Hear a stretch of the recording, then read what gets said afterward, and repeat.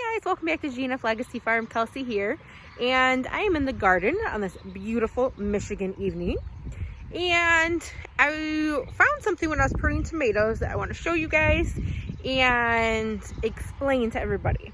So I see it all the time in groups. People will show a picture of a tomato, typically like a cat-faced tomato, and then they're like, what is wrong with my tomato? What is this?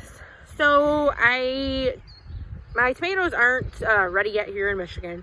We're just kind of getting blossoms. I have a couple like small green fruits, but that's it. So I did ask some people to send me some pictures. I've got some pictures and I'm going to show those. So you'll see exactly, you know, what I'm talking about. But basically, a cat-faced tomato is a tomato that either on the bottom or on the side is going to have like some weird scarring, and essentially it's called cat face because it's supposed to resemble a cat's face, I guess. I've never actually seen that, but that's why they call it that. Now, there's nothing wrong with a cat face tomato. You can eat it. It is not contagious, you know, like your other plants are going to get it. It's nothing like that. It's actually a kind of like a genetic problem with the tomato blossom. So typically what happens is that a tomato blossom, like two will fuse together, or even more than that, or whatever. And so that's what's happening, as you're getting, you know, tomatoes that are kind of fused together and just not growing right. Now, like I said, you can still eat it. There's nothing wrong with it. However, I mean, if you're selling it, they're not the prettiest.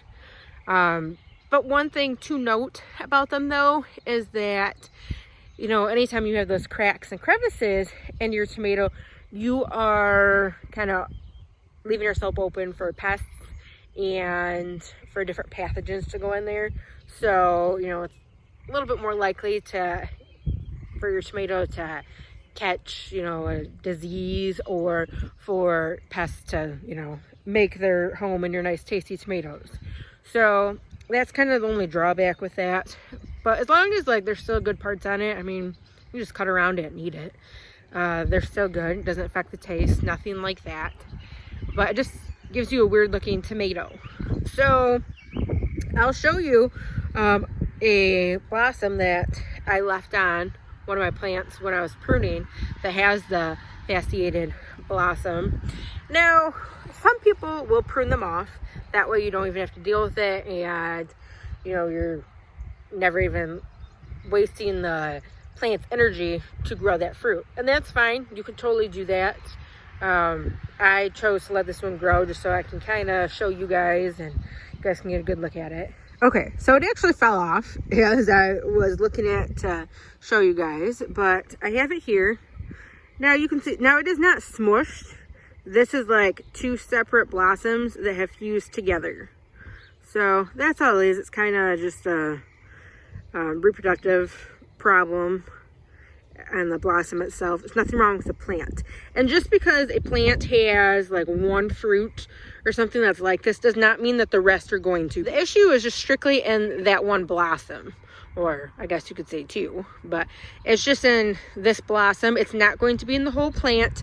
Like I said, it's not contagious, so you don't have to worry about that. So if you guys have any other kind of odd things that you notice in the garden, feel free to ask me and I would love to explain it to you guys. Now, there are certain varieties that are less likely to get this than others. Heirlooms are more likely to get it than a lot of your hybrids. That's simply just because a lot of the hybrids are, you know, bred to not have that problem. So heirlooms aren't. So you will get that more. So you're going to get that a little bit more in your heirlooms, but it's kind of, it kind of gives them character, I think. But of course, I'm not trying to sell my heirloom tomatoes either, so that might give you a little bit different of a view on it. But that's your fun fact for today. So I have been out here weeding in the garden because I had some sections that I have not gotten grass down yet, and ooh, I can tell there's a lot of weeds, but we're getting it cleaned up pretty good. And I really had to weed around my peppers. They were getting kind of bad, but they look really good. So I'm hoping to do another garden tour soon. So if you guys have any more questions, please let me know. Hope you guys have a great day. And as you'll notice, I've kind of been on a kick of trying to post content every day this week, and I'm just trying to get kind of as much out there as I can. I really would like to build my channel, so I will definitely appreciate anyone that wants to share this video. Like, you can just put a comment, and it doesn't even have to be anything, you know, fancy. You can just put a simple comment. All that stuff does help my channel, so I do appreciate you guys that do. Another thing is we are on Facebook, TikTok, so check that out. I like to think that my TikTok videos are kind of funny, but maybe some people won't. But they're usually appropriate for the most part, for TikTok anyways, and they're funny, so check me out on there. Well, thanks guys. Have a great night.